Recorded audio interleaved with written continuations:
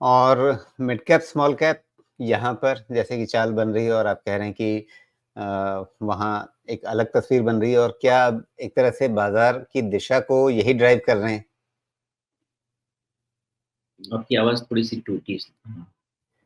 ये पूछ रहा था कि जो मिड कैप, स्मॉल कैप हैं, हुँ। क्या वहाँ पर सेंसेक्स निफ्टी के मुकाबले या सेक्टोरल इंडिसेस के मुकाबले थोड़ी अलग ही चाल है और क्या इस समय बाज़ार की दिशा को वही ड्राइव कर रहे हैं? हाँ, बिल्कुल। तो अभी बाज़ार को जो मेन है वो लिक्विडिटी और सेंटिमेंट ड्राइव कर रहा है, तो मिड कैप और स्मॉल कैप, उन दोनों में ही मेन अभी खेल चल रहा है।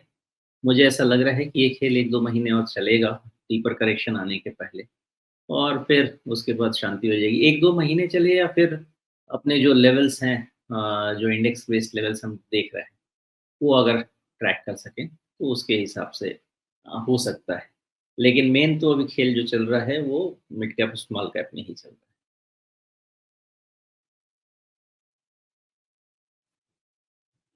तो यहाँ पर मतलब आपके पास एक खतरा भी है कि अ, मिड कैप, स्मॉल कैप काफ़ी तेज़ी से चल रहे हैं, तो वैसे में इस रनिंग ट्रेन पर कितना सवार हुआ जाए? इसमें स्ट्रैटेजी क्या रखनी है मिड कैप और स्मॉल कैप को लेकर के? उनमें पैसा लगाना है, दूर रहना है? लगाना है तो किस तरह से लगाना है? किन पॉकेट्स में लगाना है? चढ़ने पे नहीं लगाना है, बहुत तेज़ी से निकल रहे हैं और अपसाइड बहुत आ चुकी है। किस तरीके से लगाना है, तो गिरने पे ही लगाना है। दूसरी चीज़, स्टॉक स्पेसिफिक ही करना है। अगर आप स्टॉक पिकिंग वहाँ कर सकते हैं, वहाँ जेनरिक नहीं चलेगा। जनरल मार्केट या जनरल इंडेक्स बाइंग वहाँ पे नहीं चलने वाला है। दूसरी चीज़ वहाँ पे अप्रोच जो आपका होना चाहिए और कुछ नहीं समझ में आता है, तो इस लेवल पे आप जो मिड कैप फंड्स हैं या स्मॉल कैप फंड्स हैं, उसमें आप थोड़ा बहुत एसआईपी कर लीजिए और उसको चलने दीजिए। लेकिन जो भी चले, वो 1 साल, 2 साल चले और फिर अगर उसके हिसाब से मान लीजिए मार्केट में कभी करेक्शन डीप आया भी, तो आप थोड़ी-सी एवरेजिंग ज़्यादा कर लीजिए उसी फंड में और इन्वेस्टमेंट करके। बिकॉज़ या तो आपको स्टॉक पिकिंग आना चाहिए मिड कैप और स्मॉल कैप में, या फिर आपको फंड का सहारा लेना पड़ेगा। लेकिन उसमें स्टैगर्ड बाइंग ही करनी पड़ेगी बिकॉज़ बहुत कम अपॉर्च्युनिटी है वहाँ पे भी दिख रही है। दिख रही थी छोटी-छोटी, लेकिन अब अपॉर्च्युनिटी बहुत कम होती जा। जी। तो यहाँ पे अ, अगर एकदम स्टॉक पिकिंग वाला ही नज़रिया लेकर के चलना है, तो क्या ये फ़ेज़ आपका यहाँ से अगले कई महीनों तक चलता रहेगा, जहाँ पर आप पूरे बाज़ार को लेकर के एक कॉल नहीं ले पाएँगे, एक साफ़ तरीके से बाज़ार को लेकर के आप अपना फ़ैसला नहीं कर पाएँगे, आपको हर स्टॉक को अलग तरीके से देखना पड़ेगा। क्या ये अगले कुछ महीनों तक या फिर मोटे तौर पे चुनाव तक? अभी अ लोगों ने कहना शुरू कर दिया कि भई भारत में तो चुनाव है इसलिए लीस्ट प्रेफर्ड कैटेगरी में डाल रहे हैं अब कुछ जो फॉरेन ब्रोकरेजेज़ वगैरह हैं। तो क्या ये एक असमंजस वाला दौर अगले कुछ महीनों तक हमारे लिए बना रहेगा? सरप्राइज़िंगली भारत में इन्वेस्टमेंट बहुत आ रहा है।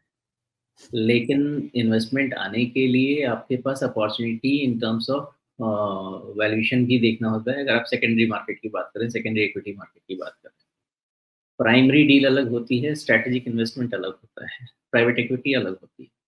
लेकिन अगर हम एक अपने टॉपिक को थोड़ा-सा नैरो डाउन करें और सेकेंडरी इक्विटी मार्केट की बात करें, तो यहाँ पे आपको वैल्यूएशन प्रेफ़रेंस देना होता है। इन टर्म्स ऑफ वैल्यूएशन, जो हमारा इंडेक्स का वैल्यूएशन है, वो मीडियन के आसपास है, बहुत महंगा नहीं है, बहुत सस्ता भी नहीं है। इसलिए आप यहाँ से बहुत अपसाइड तब तक उम्मीद नहीं कर सकते हैं जब तक या तो एक स्टेटमेंट ये नहीं जाए आ जाए कि अब इंटरेस्ट रेट बढ़ेगा नहीं। नहीं तो नहीं, फेड की तरफ से आना चाहिए, मार्केट की तरफ से नहीं। दूसरा, इंटरेस्ट रेट कट शुरू हो जाए, तब वो यूफोरिक बाइंग जो आएगी, जो ये फैक्टर करेगी कि इंटरेस्ट रेट कम होगा, जिसके कारण इक्विटी का वैल्यूएशन और बढ़ सकता है। वो अगर हुआ, तो ही यहाँ से वैल्यूएशन प्रीमियम आएगा, अदरवाइज़ इस मार्केट में वैल्यूएशन प्रीमियम और नहीं मिलेगा। ये हो गया नैरो मार्केट का चक्कर। दूसरी चीज़, जो बाहर का इन्वेस्टमेंट आता है, वो लार्ज मिड कैप में भी, मिड कैप में भी आता है। वहाँ पे जगह काफ़ी बढ़ती जा रही है, जो क्वांटिटी उनको खरीदनी होती है, उसमें अपॉर्चुनिटी बहुत कम होती है। तो वहाँ पे भी इन्वेस्टमेंट की बहुत जगह नहीं बची है, ये भी दिक्कत है। तीसरा फैक्टर, जो फैक्टर है आपका, जो फॉरेन मनी को हमारे यहाँ से एंटाइस अवे कर रहा है, जो यील्ड है यूएस 10 ईयर्स ट्रेज़री का। अगर ये 4% की तरफ आया, तो रिलेटिव बेनिफिट में हो सकता है थोड़ा इक्विटी को और बूस्ट मिले फॉरेन इन्वेस्टर्स की तरफ से। अगर वो 4.5-5% के रेंज में ही रहेगा, तो वहाँ से भी अब फ्रेश कोई ट्रिगर नहीं रहेगा। ना ही पैसा पुल करने का, ना ही इतना अट्रैक्टिव रहेगा हमारा मार्केट बाइंग के लिए। तो नेट-नेट ये कंसोलिडेशन का ही ज़ोन चलता रहेगा। लेकिन बहुत बड़ी नेगेटिविटी की बात शायद नहीं करेंगे हम, बिकॉज़ 2 साल से यूएस मार्केट ने पैसा नहीं बनाया। हमारे मार्केट भी ऑलमोस्ट 2 साल से 18,600 से 19,200 कोई पैसा तो बना के दे नहीं रहा है। तो 2 साल में वैल्यूएशन मॉडरेट ही हुआ है in place of adding risk. Net-net बात यही है कि टाइम पास और चलता रहेगा। बहुत ज़्यादा आपको खरीदारी करनी है तो स्टॉक स्पेसिफिक ही ध्यान रखना। जी।